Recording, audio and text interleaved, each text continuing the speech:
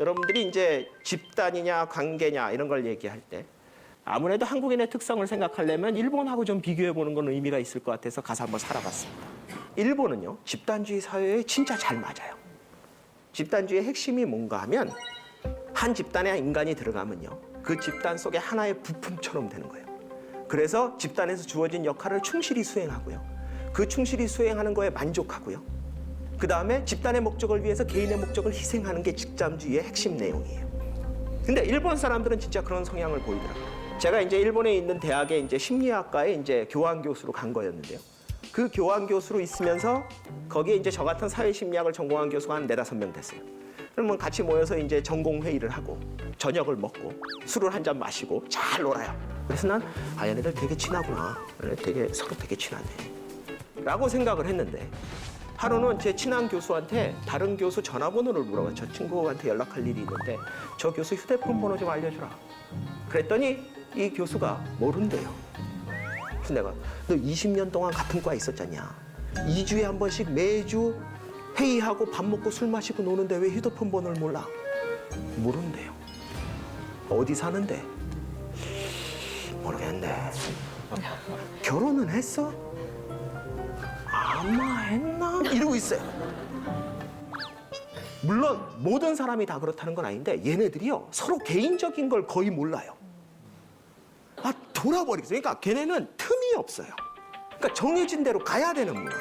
왜 정해진 대로 가요? 집단 속에서 자기의 역할이 있기 때문에 그래요. 우리나라는 뭐예요? 얘하고 나하고 합의만 보면 또 바꿔요. 이게 관계주의예요. 그래서 집단이냐 관계냐, 물론 집단주의적 성향이 없다라는 건 아니에요.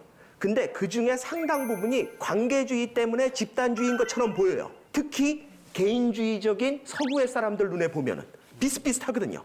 그러니까 자기 스스로 자기 원하는 거 안 하고 뭔가 보면 그 집단하고 개인하고 관계가 애매하거든요. 그러니까 마치 그러면 한국도 집단주의인가 보다. 이 관계성만큼 우리 사회를 잘 보여주는 게 뭔가 하면 주체성이에요. 주체성이 뭐냐? 주체성은 흔히 얘기해서 자기의 존재감과 영향력을 확인하고 확대하려는 성향이에요. 초기에 동양과 서양을 비교하는 연구의 대부분은 미국과 일본을 비교했어요. 왜냐하면 그 초기에는 이제 중국이란 나라는 그때만 해도 미국의 학자가 접근할 수 없었고요. 그러니까 미국의 심리학자들이 가장 접근하기 쉬웠던 상대가 누군가 하면 일본이에요. 그러니까 일본을 상대로 연구를 해가지고 아까 전에 얘기했던 그런 개인주의, 집단주의를 만든 거예요. 그런 것 중에 하나가 주체성입니다. 일본 사람들은 주체성이 낮다라는 얘기를 많이 했어요. 서구의 학자들이. 실제 초기에 연구를 해보니까 미국 사람들은 주체성이 높아요. 그리고 일본 사람들은 주체성이 낮아요. 그러면서 일본 사람들이 주체성이 낮으니까 동양 사람들은 주체성이 다 낮은가 보다. 그리고 퉁쳐버린 거예요. 그런데 최근에 일본과 한국을 비교하는 연구를 보면 한국 사람들이 일본 사람들에 비해서 주체성이 굉장히 높아요. 그러면은 우리나라 사람들이 미국 사람하고 주체성이 똑같은 모양이다. 아니요. 주체성은 같은데 그게 표현되는 방식이 틀려요. 서양의 사람들은요, 주체성을 어떻게 표현하나 하면 자율성으로 표현합니다. 그래서 서양 사람들은요, 자기가 스스로 원하는 걸 선택하는 게 침해받는 걸 굉장히 싫어해요. 우리나라 사람들은 자기가 원하는 거 그렇게 중요하지 않아요. 요즘은 그래도 덜한데 얼마 전까지만 해도요, 식당에 가면요, 나는 된장찌개, 나는 김치찌개 이러고 있으면 종업원이 이렇게 내려다보다가 그거 하나로 통일하면 빠르고 좋은데요? 뭐 이래요. 또 그러면 손님들이 그래요? 우리 김치찌개로 할까? 이래요. 분명히 된장찌개 원한다고 얘기한 사람이 10초 전에 있었는데 갑자기 합의를 보겠다 그래. 그러니까 이런 일이 왜 벌어지나 하면은 우리 국민 대부분이 조금씩 자기가 스스로 원하는 걸 선택하는 게 포기될 수 있다고 생각을 해요. 그걸 지켜주는 게 그렇게 중요하지 않다고 믿기 때문에 우리나라가 그런 일이 벌어질 수 있는 거예요. 그런 자율성의 의미에서 보면 일본과 우리나라가 맞기는 마찬가지예요. 우리나라는 관계성 때문에 다른 사람을 고려해야 되고 일본 사람들은 집단을 고려해야 되기 때문에 자기 스스로 자기가 원하는 걸 선택하는 것 자체는 좀 약해요. 그런데 우리나라가 일본에 비해서 주체성이 높은 건 어떻게 나타나냐? 존재감으로 나타나요. 우리나라 사람들은 자기가 이 자리에 존재한다는 것을 인정받아야 돼요. 인정받아야 된다는 얘기는 왜 나오나 하면 스스로 자기가 존재감을 인정하지 않는다는 얘기예요. 왜? 관계성 때문에 그래요. 서양 사람들은 주체성이 높아도 여기 자기가 있다는 걸 스스로 인정하는 형태로 나타나요. 개인주의니까. 근데 우리나라는 관계주의니까 그걸 인정을 못 받는다는 느낌을 받으면은 어떤 말이 나오냐? 무시한다라는 느낌으로 가는 거예요. 여러분들 이렇게 주체성이 사는 한국 사람들이 가장 좋아하는 말이 이거예요. 한턱 쏜다. 한국 사람들은 쏘기 위해서 살아요. 제가 아는 일본 교수가요. 한국에 와서 오래 계셨는데 그분한테 한국에 와서 가장 이해하기 힘들었던 것들이 뭐가 있냐 물어봤더니 그 중에 하나가 한턱 쏜다래요. 그래서 제가 이게 뭐가 어려워? 그랬더니 일본 교수님이 그래요. 내가 저 뜻을 잘못 알고 처음에 실수를 너무 많이 했어 그러는 거예요. 그래서 내가 무슨 뜻인 줄 알았는데 그랬더니 이 일본 교수님이 그러는 거예요. 저 한턱 쏜다를 나는 자기가 밥값 낸다는 얘기인 줄 알았어. 그래서 제가 맞는데 밥값 낸다는 거? 그랬더니 일본 교수님이 그러는 거예요. 저거는 그냥 밥값 낸다는 얘기가 아니라 자기가 그날 주인공이 되겠다는 선언이 돼요. 물론 항상 한턱 쏜다는 거를 그런 상황에만 쓰는 건 아니지만 우리가 일반적으로 한턱을 쏜다 그럴 때는 자기가 한턱 쏠 만한 일이 있을 때예요. 보통 자기한테 좋은 일 있을 때, 승진했을 때, 뭐 생일이라든지 아니면 좋은 일 있을 때, 이럴 때 한턱 쏜다고 그러는 거예요. 여러분들 대한민국에서 밥값을 내야 될 때는 여러 가지 상황이 있는데 가장 극단적인 게 한쪽에 한턱 쏜다고요. 정반대쪽으로 극단적인 게 뭐냐 하면 접대할 때예요. 근데 이게 왜 반대쪽이냐 하면 한턱 쏠 때는요, 내 존재감을 드러내는 날이고요. 접대할 때는요, 내 존재감을 죽이는 날이에요. 여기 계신 분들이 뭐 젊은 분들은 접대할 기회가 별로 없으셨을지 모르지만 대한민국에서 접대는 어떻게 합니까? 접대할 때 계산 어떻게 하세요? 밥 먹기 전이나 밥 먹다가 도중에 오늘 이거 제가 쏩니다. 그러면 접대가 될까요? 안 될까요? 안 되죠. 아니 내가 밥값 낸다는데 왜 안 돼요? 그게 안 되는 이유는 그 말이 단순히 밥값을 내는 게 아니에요. 접대를 할 때는 밥값을 어떻게 내야 되나 하면 밥을 4분의 3쯤 먹었을 때 더 이상 들어올 게 없다고 느껴질 때 조용히 화장실 가는 척하고 나가서 미리 계산해 놓고 들어와서 조용히 앉아 있다가 식사가 다 끝나고 나갈 때 접대 받는 분이 약간 어색하게 이러면 여러분들이 그냥 나가시면 됩니다. 이러고 보시고 나가요. 이게 접대의 핵심이에요. 그렇죠. 그거 돈 안 내고 있다가 나가는 도중에 잠깐만요 그래가지고 지갑 꺼내가지고 이거 빨리 그요 이딴 짓 하면 왜 안 돼요? 자기의 행위가 너무 드러나잖아요.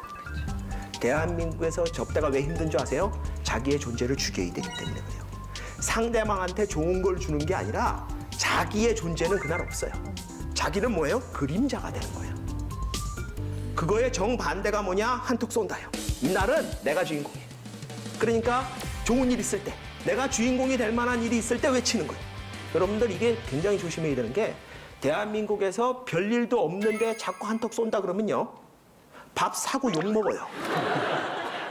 생각해보세요. 누가 여러분들한테 자꾸 점심 때 아무 이유가 없는데 자기가 쏜다 그러면서 여러분한테 밥을 사주면 사실은 얼마나 고마운 일이에요. 난 돈 안 들고. 근데 한국 사람들은 그냥 고맙다고 안 끝나요. 한 몇 번 얻어먹고 나면 마음속에서 이런 생각이 들어요. 지가 뭔데? 그러니까 우리나라 사람들은 밥을 얻어먹는 거에 한턱 쏜다는 거에 존재감을 많이 부여해요. 그래서 내가 한턱 쏜다고 외칠 만한 일이 있을 때 외치셔야 돼요. 그것도 굉장히 중요한 기술이에요. 대표적인 게 뭐예요? 자녀가 대학 붙었을 때. 그거 한턱 쏴야 돼요. 여러분들이 이제 자녀가 대학 붙었다는 게 직장에 소문이 나면 이제 와가지고 축하해, 수고했어, 고생했어, 붙었다며 막 이러면서 그러는 거예요. 그럼 여러분들이 씩 웃으면서 거무 다 붙는 거 가지고 뭐 이러는 거예요. 그러면서 뭐라 그래요? 내가 오늘 쏠게! 그러는 거예요. 그래가지고 이제 식당에 가서 고기 굽고 술 마시고 막 놀고 있는데 옆에 부서에 있는 사람이 늦게 왔어요. 늦게 와서 미안해, 내 보고 때문에 늦었어. 축하해. 막 그랬더니 괜찮아. 앉아서 먹어. 그랬는데 조금 먹고 있다가 갑자기 이 늦게 온 인간이 슬쩍 자기 자식이 더 좋은 대학에 붙었다고 얘기를 해요. 짜증이. 이건 말 그대로 완전히 개판된 거예요. 어떻게 보면. 근데 솔직히 얘기해서 그렇게 짜증날 만한 일도 아닐 수도 있어요. 왜냐하면 객관적으로 생각해 보면 그 사람 자식이 더 좋은 대학에 붙었다고 내 자식이 떨어지는 것도 아니잖아요. 그렇죠. 그러니까 이 자리는 내 자식 붙은 거 축하하는 자리니까 계속 축하하고 놀면 되는데 왜 분위기가 이상해지나 하면 그 얻어먹는 사람들이 전부 다 돈은 이 사람이 내는데 주인공이 바뀐 게 느낌이 와요. 우리나라를 서열 사회라고 부르는데 물론 서열 사회예요. 근데 우리나라가 서열을 중요시하는 이유는 뭔가 하면 주인공이 누군지를 가리는 게 굉장히 중요하기 때문에 그래요. 그러니까 일본의 서열 사회는 조직화된 부분에서 내가 어디에 들어가냐인데 우리나라 사회는 그게 아니라 오늘 이 자리의 주인공이 누구야? 그걸 굉장히 따져요. 그걸 볼 수 있는 게 뭔가 하면 우리나라의 예의 중에 하나는 뭔가 하면 자기가 아무리 서열이 높아도 부하 직원이 서열이 낮은 사람이 주인공이 될 만한 일이 있을 때는 상사도 조용히 있어야 돼요. 설치면 안 돼요. 왜냐? 제가 주인공이니까. 만약 완벽하게 경직된 서열 사회라면 그게 불가능하겠죠. 근데 우리 사회는 주인공을 훨씬 더 따지는 사회예요. 그러니까 그 한턱 쏘고 싶어 하는 거예요. 실제로 주인공이 되는 거는 어떻게 보면은 기대입니다. 내가 주인공이 됐으면 좋겠다. 될 수 있을 거야. 근데 실제로 인생에서 주인공이 될 수 있는 사람은 몇 명 안 돼요. 그래서 대부분의 경우 그 믿음들은 다 착각으로 끝납니다. 그걸 뭐라고 부르나 하면 비현실적 낙관주의라고 불러요. 어떻게 보면 회사에 취직할 때 임원은 되겠지? 근데 실제로 그런 꿈을 꿨던 사람들 중에 극히 일부분만 임원이 됩니다. 그리고 나머지는 그게 임원이 못 됐다고 인생이 망가지는 건 아니지만 분명한 건 뭐예요? 임원이 될 수 있다고 믿었던 그 순간의 그 믿음은 착각인 건 맞아요. 그게 비현실적 낙관주의예요. 일본과 중국과 한국을 비교한 연구를 보면요. 자기 존중감, 자기가 얼마나 가치 있는 사람이라고 생각하느냐에서는 큰 차이가 안 납니다. 일본이 조금 낮기는 한데 큰 차이가 안 나요. 재밌는 건 뭔가 하면 비현실적 낙관성에서는 어마어마한 차이가 납니다. 일본 사람들은요, 없어요. 중국은 어느 정도 중간이에요. 우리나라는 어때요? 만땅이에요. 이런 한국 사람들이 저런 어떻게 보면 될지 안 될지도 모르고 일제강점기가 끝나고 전쟁이 끝나고 나서 폐허 속에서 전 세계 어느 누구도 저 나라가 잘 될 거라고 생각하지 않을 때 모두 다 내가 할 수 있다. 내가 해야 된다. 나라면 할 수 있다. 이런 주체성을 가지고 있었기 때문에 가능했던 거예요. 우리나라가 이제 저신뢰 사회다. 신뢰가 낮다. 이런 얘기를 많이 해요. 그렇죠? 근데 우리나라 사회가 저신뢰 사회라는 결론이 어디서 나오나 하면 일반적으로 월드 밸류 서베이 같은 거를 하는 겁니다. 국회는 얼마나 신뢰하냐, 정당은 얼마나 신뢰하냐, 사법부는 얼마나 신뢰하냐, 가족은 얼마나 신뢰하냐 이런 거를 수많은 나라의 국민들한테 물어보는 거예요. 그러면 이제 보기를 줘요. 물어보면서 굉장히 신뢰한다, 어느 정도 신뢰한다, 별로 신뢰하지 않는다, 전혀 신뢰하지 않는다. 이 4개의 보기 중에 사람들 보고 고르라 그러는 거예요. 그러고 나서 나중에 그 나라 국민들이 얼마나 어디에 많이 대답을 했느냐, 평균값이 얼마 정도 되느냐를 가지고서 그 나라는 신뢰 지수가 높다, 신뢰가 낮다 이런 얘기를 하는 거예요. 재밌는 건 뭔가 하면 이 월드 밸류 서베이 같은 거는 면접원이 직접 국민한테 가서 물어봅니다. 샘플한테. 왜냐하면 아직도 문맹률이 글자를 읽을 줄 모르는 국민들이 많은 나라에서는 설문이 안 돼요. 그래서 직접 면접원이 샘플로 포함된 사람한테 찾아가서 말로 물어보게끔 돼 있어요. 이걸 말로 하다 보니까 어떤 일이 벌어지나 하면 가끔 가다가 대답을 안 하는 인간이 있어요. 물어봤는데 이러고 대답을 안 해요. 근데 뭐 억지로 대답을 하라 그럴 수는 없고 또 하나가 뭐가 있나 하면 모르겠는데요 라고 대답하는 문항이 있어요. 그 자료를 보면요. 일본 사람들은 대답을 안 하는 사람은 없어요. 우리나라 사람들은 간혹 있어요. 대답을 안 하는 사람. 근데 일본 사람들은요. 모르겠다고 대답하는 사람이 되게 많아요. 우리나라는 모르는 사람은 한 명도 없어요. 이게 어느 정도인가 하면 가족을 얼마나 신뢰하느냐. 그러면은 일본 사람들은요. 모르겠다고 대답하는 인간이 있다는 거예요. 만약 여러분들한테 누가 국회를 신뢰하십니까? 그랬더니 여러분이 모르겠는데요. 그럼 보통 이렇게 물어요. 아니, 당신이 국회를 신뢰하냐고요? 모르겠는데요. 그러면 어떻게 대답이 나오냐? 너 아무 생각 없이 사는구나 이러는 거예요. 그러니까 우리나라 사람들은 자기 의견을 강하게 표현하고 갖고 있는 거에 대해서 별로 거부감이 없어요. 근데 일본 애들은 자기 스스로 생각하는 거를 별로 좋아하지 않습니다. 상대적으로. 전혀 아니란 얘기가 아니라. 그래서 걔네들이 실제로 표현만 안 하는 게 아니라 생각 자체도 잘 안 해요. 그러니까 저 같은 사람이 가서 이거 자전거 몇 개월만 탈 거라니까 돌려줄 거야. 네가 생각해도 말이 되지 않아? 난 이런 식으로 얘기를 해요. 조금만 생각하면 해결 방법이 나오잖아. 걔네들은 등록하세요. 그거 한마디예요. 그러니까 우리나라 사람들은 참 생각을 많이 하고 좋아해요. 그걸 뭘 보면 알 수 있나 하면요. 이걸 보면 알 수 있어요. 이게 자동차 사고 사망자 비율이에요. OECD 국가입니다. 이건 이제 국민당 자동차 사고 사망자 비율 상당히 높죠. 우리나라에서 법규 준수율이 OECD 국가 중에 몇 위쯤 되는 줄 아세요? 그러니까 법을 얼마나 교통법규를 잘 지키냐. 최하위. 최하는 아니고요. 최하위권입니다. 예. 27위에서 28위 정도 나온다. 34, 5개. 그러니까 최하위권 맞아요. 그런 자료를 보면서 외국의 학자가 저한테 이렇게 얘기를 하겠죠. 아, 한국 사람들은 법을 우습게 하나 봐. 한국 사람들은 준법 의식이 약한가 봐. 한국 사람들은 범법자가 많은가 봐. 그러면 저는 이렇게 대답을 해요. 뭔 소리야? 한국 사람들이 법을 얼마나 좋아하는데 날마다 법대로 하자고 그래. 그러면은 서양의 학자가 그럴 거예요. 야, 한국 사람들이 그렇게 법을 존중하고 사랑한다면 이런 데이터가 나올 수 있니? 교통법규 준수율이 이렇게 낮고 사망자가 이렇게 많은 게? 그러면 제가 설명을 해줘요. 그거는 한국 사람들이 준법 의식이 약해서가 아니라 주체성이 강해서 그래. 한국 사람들은 이렇게 운전을 하고 가다가 이렇게 사거리 신호등에 이렇게 빨간불이 되면 차가 서요. 빨간불이니까 섰죠. 그럼 옆에 이렇게 중앙선이 노란 게 2개가 있잖아요. 그렇죠? 그럼 이제 서서 생각을 하기 시작해요. 유턴해도 되겠는데? 그러면서 유턴을 하는 거예요. 우리나라 사람들은요, 법을 어기겠다는 사람은 별로 없어요. 근데 자기가 보기엔 이 법이 잘못됐어. 그 생각을 해요. 김상준 씨는 운전하시죠? 네. 예, 그러면 운전하신 지 한 몇 년 되셨습니까? 한 30년 됐습니다. 30년이요. 그러면 주정차를 하면 안 되는 데가 이 왜 인도 옆에 이렇게 노란 선으로 실선이 돼 있는 데는 주정차를 하면 안 된다는 거는 아마 알고 계실 겁니다. 네. 그죠? 나는 지금까지 운전하는 30년 동안 한 번도 거기 차를 세운 적이 없다. 이번엔 제가 예 아니오로 여쭤보죠. 없으십니까? 있으신가요? 있죠. 있지요. 저도 있습니다. 여기 계신 분들 중에 운전하시는 분 한번 손 들어보세요. 운전한다.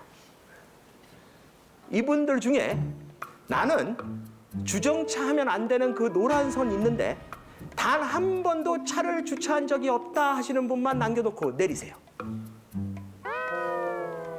여기 2분, 3분. 네. 대단하신데요.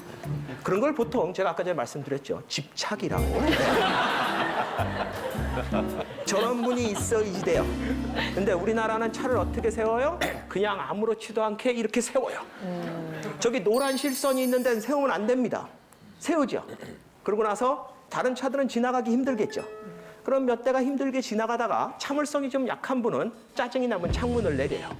그리고 아저씨, 거기다 그렇게 차 세우시면 안 돼요. 거기 차 세우면 안 되는데 아시잖아요. 그러면 차 세운 사람이 뭐라고 대답을 하나 하면 이렇게 대답을 해요. 지나갈 수 있잖아요. 이렇게 대답을 해요.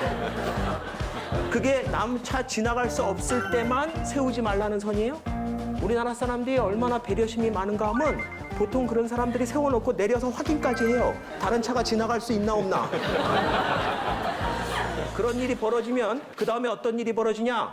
이런 일이 벌어져요. 이제 차를 저렇게 세웁니다.